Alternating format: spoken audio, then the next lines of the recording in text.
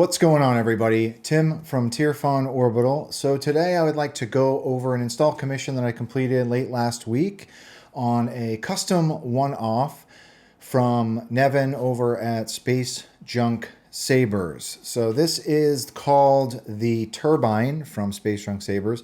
Very interesting hilt. We've got a steel baffling type of grip, which essentially means that we've got holes throughout the grip, and it was requested that I at least give some sort of shine through through that grip. So I put some Neopixel strips on the chassis itself so we get some cool animations that we see through the grip. This hilt also has an exposed crystal chamber, so I was able to get that lit as well. It's a very, very interesting and a very unique hilt.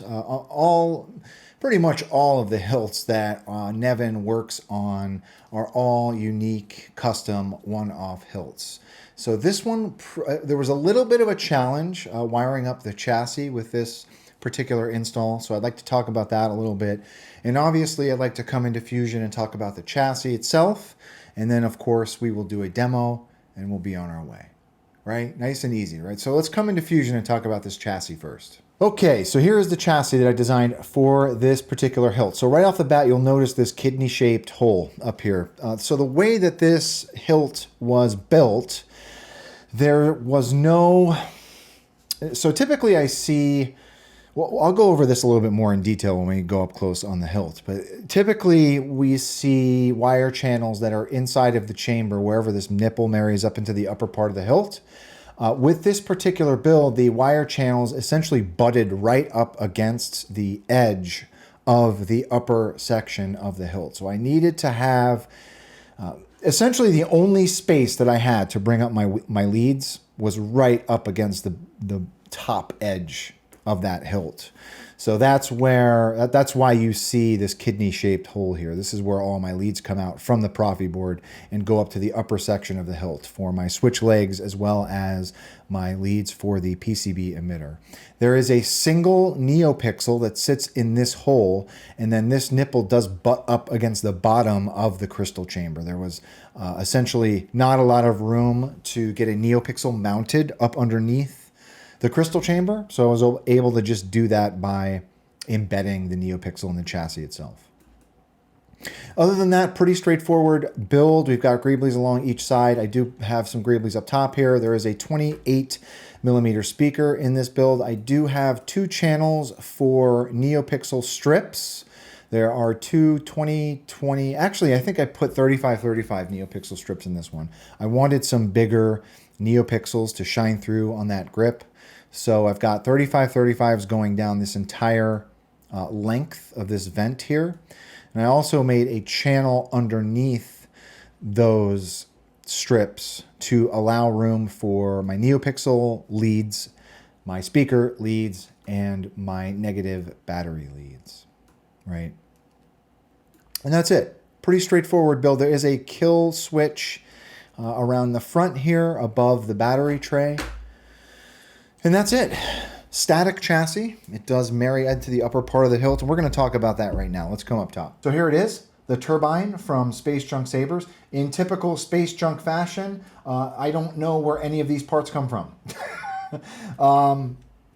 With this one especially, I'm not familiar with any of the parts on this hilt. Maybe the glass eye and the red button. That's it. That's all I can source. Other than that, all the stuff looks pretty unique and interesting. We do have, like I said, we've got a steel baffling grip here. This crystal chamber is super unique. I don't know where this is from. Like, so typically with crystal chambers, we see, you know, all kinds of exposed, stuff. I've seen like people use Roman's cages for exposed crystal chambers. I've never seen anything like this cage before.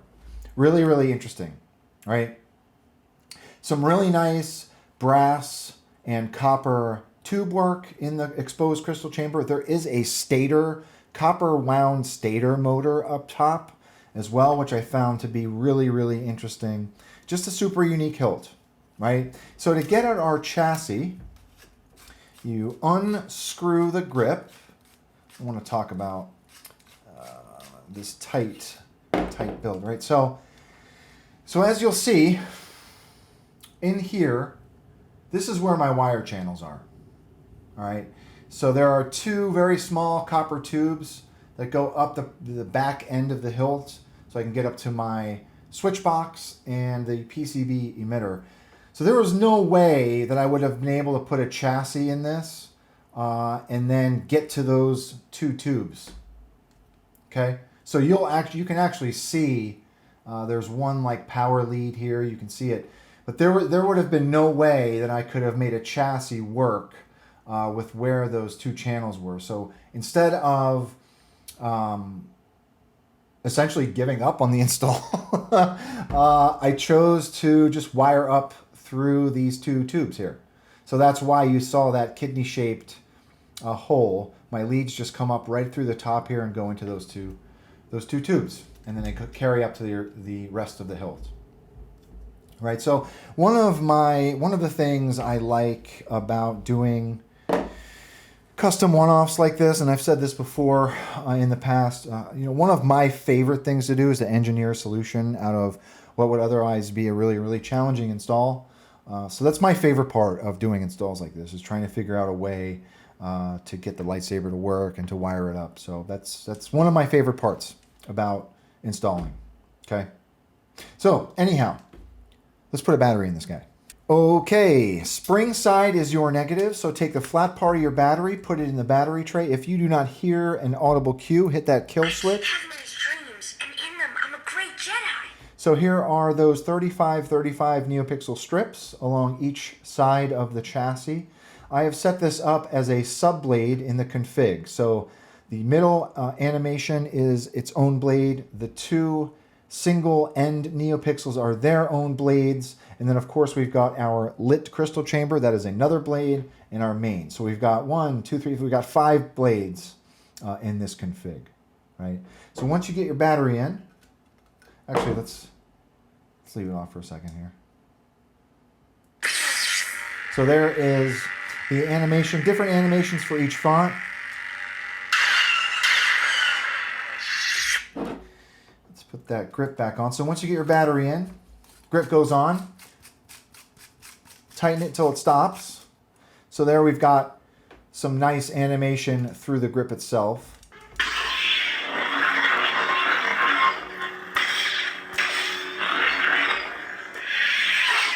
All right, let's come down to the bottom. All right, so there's that animation through the grip.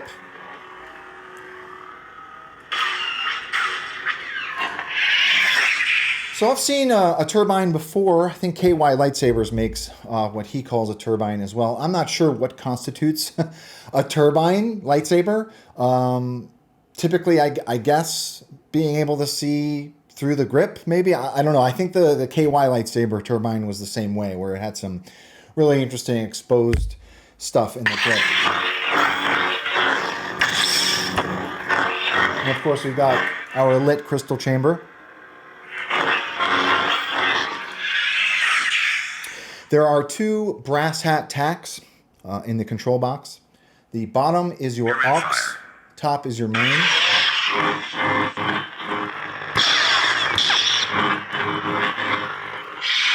Twist to activate, twist to deactivate are all on.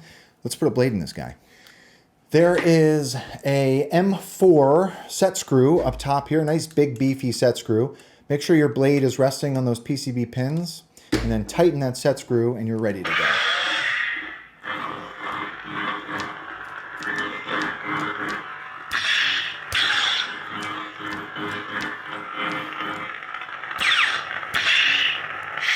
Let's see what else we put on here.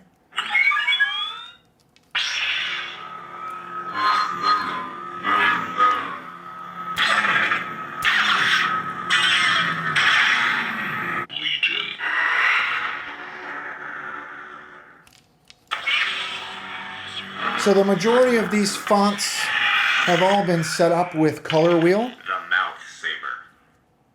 To get to color wheel, you want to hold down aux and tap main. When you find a color you like, you just tap main again, and it'll lock that color in.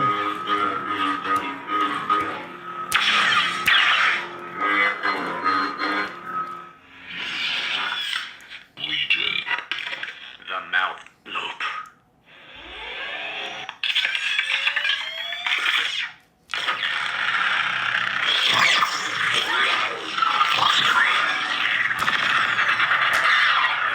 Really interesting. Really, really interesting hilt, as they always are from Nevin over at Space Junk Sabers. Yeah, I always love an exposed crystal chamber hilt, right? And then, of course, having some cool animations in that grip is really cool too. So, anyhow, oh, I did forget to mention something. So in this glass eye is also animated. So the way that I did that was I created a custom PCB holder that is essentially two-tiered, right? So we've got our upper PCB to the blade, and then underneath that, flipped, pointing down into the chamber, is another, it's a Neopixel ring, essentially. And that's what gives us our animation in that glass eye chamber, right? And that is its own blade in the config as well, I forgot to mention. So anyhow, that's it. That's all I got. Everyone, thank you very much for your support to the client. Thank you very much for trusting me with your install. If anyone has any questions about this particular install or anything really, please do not be a stranger. And with that being said, may the force be with you always. Have a good one, everybody.